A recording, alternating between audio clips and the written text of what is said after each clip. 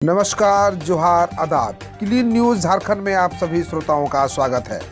दीपावली के दिन झारखंड में छाए रहेंगे बादल, जानिए मौसम का हाल।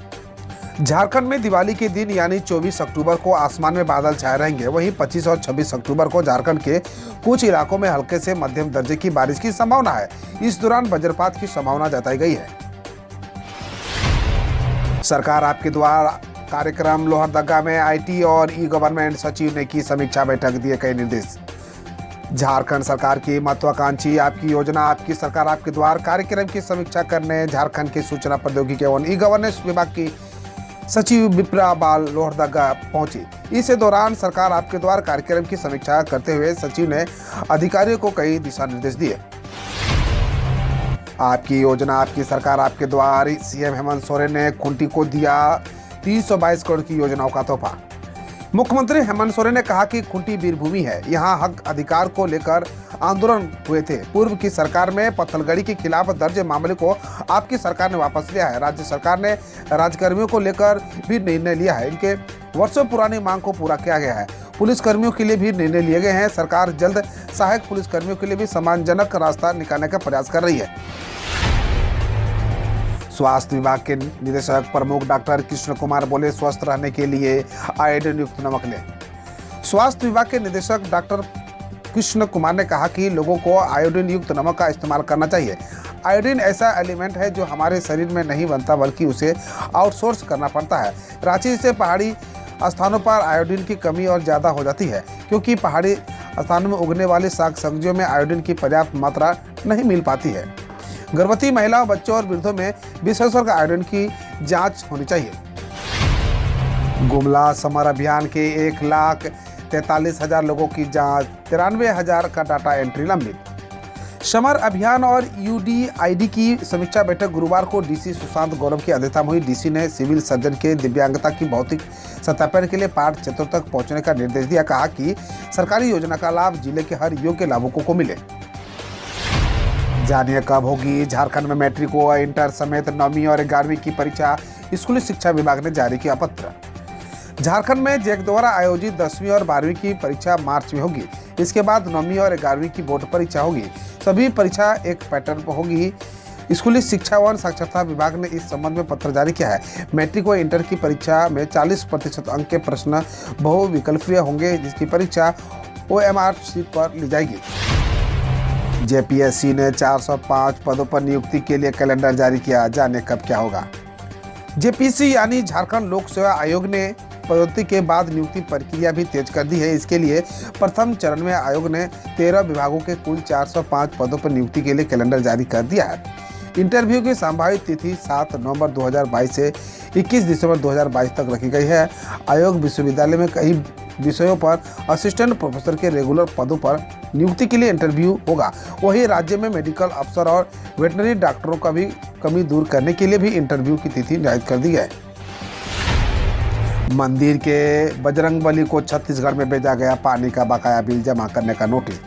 छत्तीसगढ़ के रायपुर नगर निगम ने दरोगा पारा इलाके स्थित बजरंगबली के मंदिर को पानी का बकाया बिल जमा करने के लिए नोटिस भेजा है। 400 का यह नोटिस बजरंगबली के नाम पर भेजा गया है। इसमें पिता के स्थान पर मंदिर लिखा है। नोटिस में बकाया नहीं जमा करने पर फाइन लगाने की चेतावनी भी दी गई है।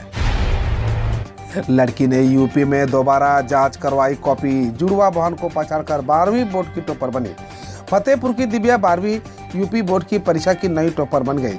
उन्हें अपनी जुड़वा बहन दिव्यांशी से 2 अंक अधिक मिले हैं और उनका स्कोर 479,500 में हो गया है।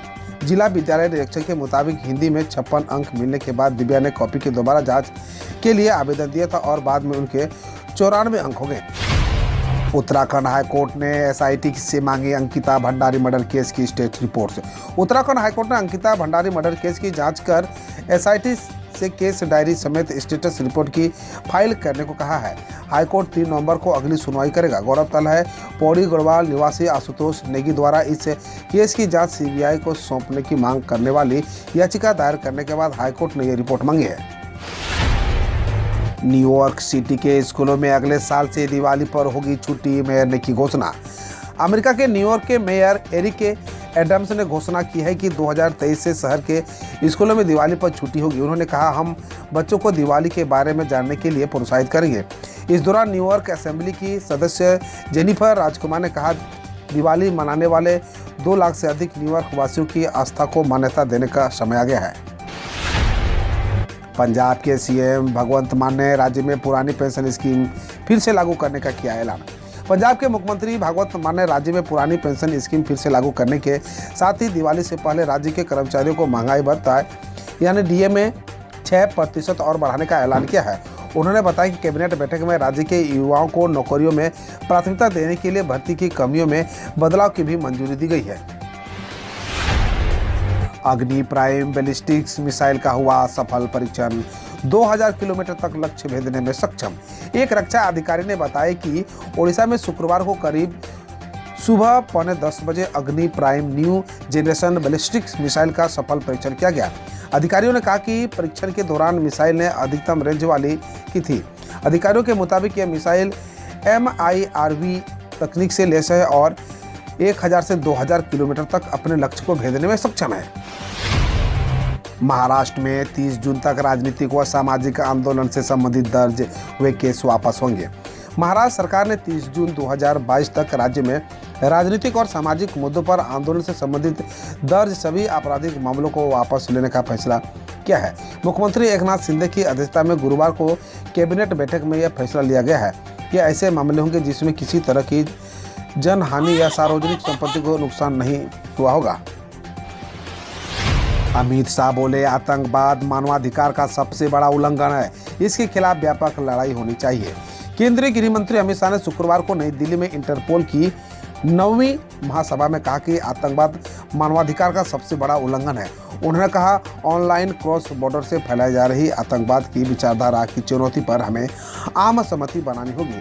हमें ये सुनिश्चित करना चाहिए कि आतंकवाद के खिलाफ लड़ाई दीर्घकालिक, व्यापक और सतत हो। पीएम मोदी ने उत्तराखंड में 3400 करोड़ के कनेक्टिविटी प्रोजेक्ट का किया शिलान्यास। प्रधानमंत्री नरेंद्र मोदी ने शुक्रवार को उत्तराखंड में कुल 3400 करोड़ से अधिक की कनेक्टिविटी परियोजनाओं की आधारशिला रखी, जिनमें गौरीकुंड को केदारनाथ से जोड़ने वाली रोपवे परियोजना शामिल है। उन्होंने 12.4 किलोमीटर लंबे हेमकुंड रोपवे का शिलान्यास किया, जो गोविंद घाट को हेमकुंड साहिब से जोड़ेगा। पीएम मोदी ने करीब 1000 करोड़ की सड़क चौड़ीकरण परियोजना का भी शिलान्यास किया। पीएम मोदी बोले, पर्यटकों से अपील करता हूं, अपनी यात्रा बजट का 5% लोकल उत्पादों पर खर्च करें।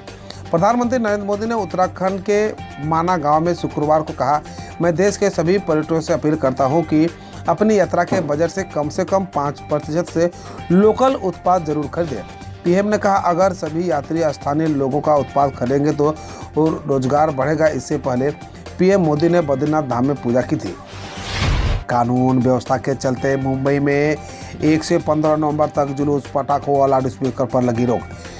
मुंबई पुलिस ने महाराष्ट्र पुलिस अधिनियम की धारा 37 के तहत शहर में 1 से 15 नवंबर के बीच जुलूस, पटाखे, लाउडस्पीकर व एक साथ 5 लोगों से ज़्यादा के इकट्ठा होने पर रोक लगाने का आदेश जारी किया है। भोपाल पुलिस शहर में कानून व्यवस्था से संभावित गड़बड़ी का विभिन्न एजेंसियों से मिली जानकारी के चलते यह फैसला लिया गया है। अयोध्या के दीपोत्सव में पहली बार शामिल होंगे पीएम मोदी, वहां जलाए जाएंगे 15 लाख प्लस दिए। प्रधानमंत्री नरेंद्र मोदी दीपावली की पूर्व संध्या पर रविवार को अयोध्या में रहेंगे। पीएमओ के मुताबिक प्रधानमंत्री भगवान श्री राम लला विराजमान की पूजा अर्चना करने के बाद तीर्थ चित्र के निर्माण कार्यों का मुआयना करेंगे। अयोध्या में छठी बार दीपोत्सव समारोह का आयोजन होने जा रही है, जिसमें 15 लाख प्लस दिए जलाए जाएंगे। प्रधानमंत्री पहली बार इस कार्यक्रम में शिरकत करेंगे। डेंगू के मरीज को यूपी में प्लाज्मा की जगह मौसमी का जूस चढ़ाए जाने पर अस्पताल को किया गया सील। उत्तर प्रदेश के प्रयागराज में डेंगू के मरीज को प्लाज्मा की जगह कथित तौर पर मौसमी का जूस चढ़ाए जाने के मामले में निजी अस्पताल को सील कर दिया गया। एडिशनल सीएमओ ने कहा, मरीज की मौत के बाद जांच के आदेश दिए गए, जिसमें अथवा कुछ अनियमितता पाई गई। जांच पूरी होने तक इसे सील कर दिया गया है।